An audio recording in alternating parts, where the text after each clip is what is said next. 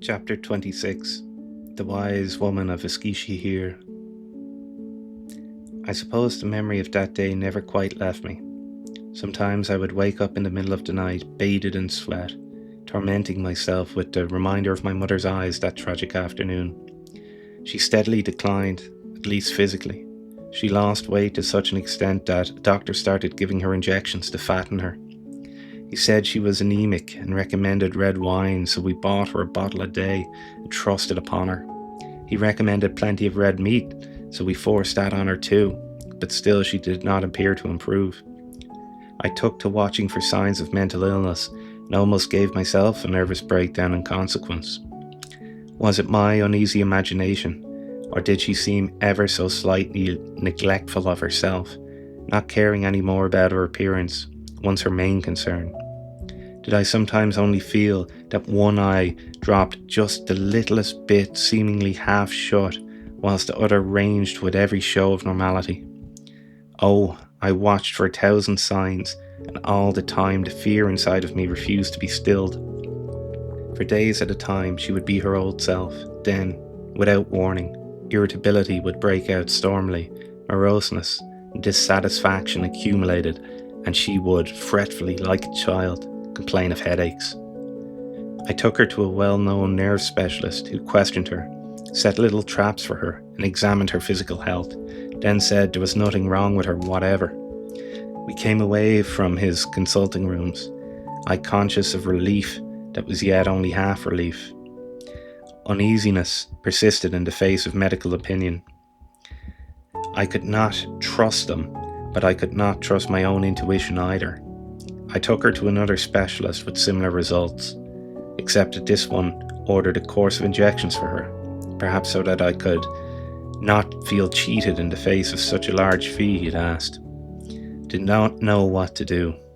She seemed to be better, and so pathetically eager to please me, so like a child wanting my approbation, that my heart was wrung with pity. I remembered that during the winter of 1937, on a Saturday when I was doing a spell as duty officer, my Batman telephoned me in a terrible state and asked that I should return home immediately. He said that my mother was ill again and urged me to make haste. He sounded so agitated that I at once asked for permission to leave the aerodrome and was even given my senior officer's car to deliver me to my home with all speed. When I arrived home, there was my mother sitting up in bed with a swelling on her neck about the size of an orange. It was a ghastly, horrible thing, a great excretion of flesh weighing down her neck and her face. She was trembling with terror, and I asked my grandmother if anything had been done about it. "Oh no," she said, looking surprised. "It came very suddenly a few hours ago, getting bigger and bigger until we thought it would burst, and then we sent for you." "Great God," I cried, exasperated. "Could you not have immediately sent for a doctor and me afterwards?" My Batman was sent for the doctor, and I sat down to wait, unable to hurt my mother by leaving her room, yet at the same time totally unable to look at the large ugly swelling. Within a very short time a doctor arrived, an elegant, bearded fellow, his whole attitude very finished and complete. He examined the neck, prescribed medicine, and directed that my mother should be brought to the hospital on the following Monday. After he had gone, I asked my mother if she was in any pain, but she said no. It did not hurt at all, just felt very heavy, and she could not bear to look in a mirror. There seemed little that I could do, so I left her to return to the aerodrome, sternly instructing my careless grandmother to be sure to call a doctor again if anything else seemed likely to go wrong, and to telephone me afterwards. She meekly agreed that she would, but I felt that her meekness was deceptive. For the rest of that night I was consumed with worry, and the vagueness of discontinued illness that haunted the house. As soon as I was free on the following morning, I rushed home on feet that had to be chided into hurrying, for the message the brain was sending to them was to go slowly, lest another greater troubles be found at home awaiting me. When I rang the electric bell, which made a star of a pattern on the air with a shrill sound, my Batman opened the door, a large grin on his moon-like face. I looked at him inquiringly, and he directed my gaze to the garden doors, which opened off the back of the hall in a direct line with the street door. There an amazing sight met my eyes. The mother I had left in bed only the previous evening was calmly watering flowers, her face turned towards the house, and the swelling to all appearances entirely gone. I walked quickly out to her and she smiled at me. I caught her 2 hands in relief. The water hose fell spurting to the ground, and the smell of wet earth came up refreshingly. Am I dreaming? I asked. Or did you not telephone me yesterday? Did I not come home and find your neck 3 times its normal size? Did I not get a doctor for you? You were not dreaming, she said happily, her eyes childlike and wide, yet concealing their secrets. Then what? I said. What is this? I cannot believe that the medicine cured you so quickly. Oh, the medicine, she said, as though she had forgotten all about it. No, that did not cure me. In fact, I'm afraid that we threw all the medicine away. It was not necessary after all. But, I protested, utterly at a loss, perhaps even thinking a little bit impatiently. These women and their feminine secrets. Come, she said, let us tell you all about it, my son. You will see, doctors are not always necessary. I turned to the grinning Batman behind me and asked what the devil it all meant, and then I heard a most curious, almost unbelievable story, except that it happened, thereby giving credence to it. But for the fact that there were 3 witnesses besides my mother, I should have thought I had been the victim of a hoax. Now there was in Eskiseh here at that time a reputed wise woman, an Albanian, old and wrinkled like a crab apple and at least 100 years old.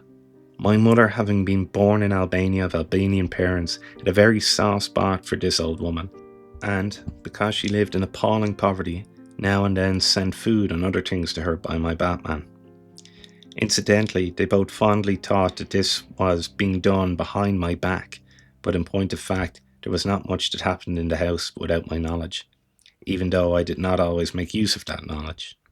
It appears that after I had gone back to the aerodrome the previous evening and the Batman had returned with the medicine prescribed by the doctor, a little conference had taken place around my mother's sickbed. My grandmother automatically distrusted all doctors, especially after they had ordered the removal of my mother's teeth, nearly causing her to bleed speedily to death. She had eyed and smelled the medicine with great suspicion. The servant had made sympathetic noises in her throat to intimate her profoundest suspicions too. She had then gloomily said that medicine would never cure that swelling. This dire prophecy had alarmed my already alarmed mother, who was suddenly all for rushing to the nearest hospital to have the offending painless lump removed by a surgical operation. At this, the servant snorted and said that would be useless too, and that the conference was temporarily in a state of deadlock. But the servant, resuming authority as the undisputed leader in this affair, slyly reopened negotiations by remarking that in such a case as this, the wise woman ought to be called in. Seeing no noticeable reaction to this, she followed up by saying the wise woman had already performed a remarkable number of cures in the district, and pointed out some of them to my mother, who was in no position to argue with her, as many of the cases were already quite well known to her. The result was that my Batman was dispatched to the mud house of the wise woman to ask her for assistance. She came to my home with him, in a great state of fear, for she had half expected that I would return from the aerodrome and ruin everything. I might even have her arrested, she confessed to my grandmother. My grandmother pooh-poohed this idea uneasily, then briskly said a prayer that I would not suddenly take it into my head to come back, and bade my Batman double lock all the doors, so that in the event of my return, I should have to ring the bell, thereby giving them warning. She even thought of a place to conceal the wise woman should this happen. When the doors had been locked and they felt safe from all outside interference, they set about the serious business of what was to be done with the offending growth on my mother's neck. The wise woman looked at it with one eye half closed, then heavily pronounced that undoubtedly someone had put the evil eye on my mother. Everyone readily agreed that this indeed might be so, and the servant said with triumph, "There's doctors for you," words to that effect. "Lie back on your pillows," commanded the wise woman, having the situation well in hand now that she had so satisfactorily gained the entire confidence of her patient. She added that my mother would be quite better by the next morning. She then turned to my Batman, that poor long-suffering soul at the mercy of 3 determined women, and commanded him to go to the graveyard and bring her back the bone of a dead person. This terrible, unexpected request almost shook his determined loyalty to my mother, for the thought of scrabbling about in a dark cemetery with all the blinding white tombstones to watch him made him shiver with fear. His fear of what I might say, too, when I had heard about it, was infinitely more manageable.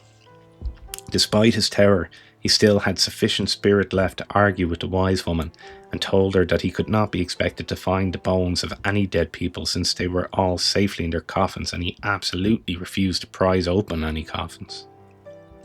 The wise woman remained completely unmoved by this state of affairs, and said that she wanted a bone from a dead person, and that was all there was to it. She told him with obvious knowledge that all he had to do was go to the old part of the graveyard where none were buried anymore, and there, just beneath the soft earth, he would be able to find plenty of bones for her.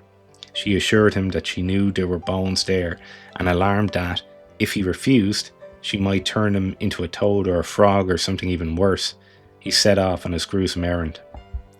His eyes revealed the remembered horror when he told me of the darkness of the night, the tall cypress trees guarding the lonely dead, the sinister sound of the wind in the poplars, the screeching of the owls and their terrible swooping about his head, and he all the time scrabbling furiously in the earth until at last he found a bleached, dry human bone. It was so ghastly looking, so frightful to the touch. Then his vivid imagination looked for ghosts to lay their clammy fingers on him, and he perspired until all his clothes were soaking, and he had ran terror-stricken from the cemetery. Re-entering Iskishi here, he had tried to control his shivering and had become conscious of the odd-shaped gruesome object in his hand. He had thrust it swiftly into a pocket, where it had unpleasantly jabbed his thigh, and had sidled past a policeman, anxious only to get home before anything more unpleasant happened to him. When he arrived home, still in an abject state, instead of receiving thanks that he had gone at all on such an errand, he had been severely chided by my grandmother for being away so long. Her whole attitude suggested that had she gone, she would have brought back an entire skeleton in that length of time. The wise woman took the bone from him and went out to the kitchen to cleanse it. She then demanded an egg, which she broke into a bowl, another bowl which she filled with cold water, and then handed the Batman a lump of lead, which she instructed him to heat for her.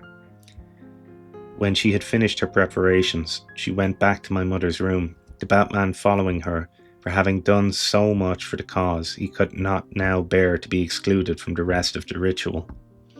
For quite a long time nothing was done.